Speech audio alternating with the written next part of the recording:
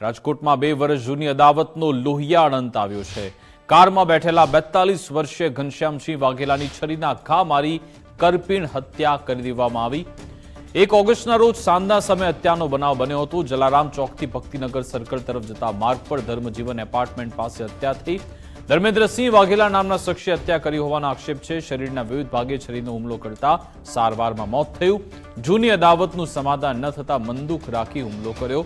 બંને વચ્ચે લાંબા સમયથી પારિવારિક ઝઘડો ચાલતો હતો। પોલીસે સીસીટીવી અને ફરિયાદના આધારે ધર્મેન્દ્રસિંહની અટકાયત કરી। હુમલા સમયે તેની સાથે રહેલા અજાણ્યા શખ્સની ભૂમિકા અંગે તપાસ ચાલી રહી છે।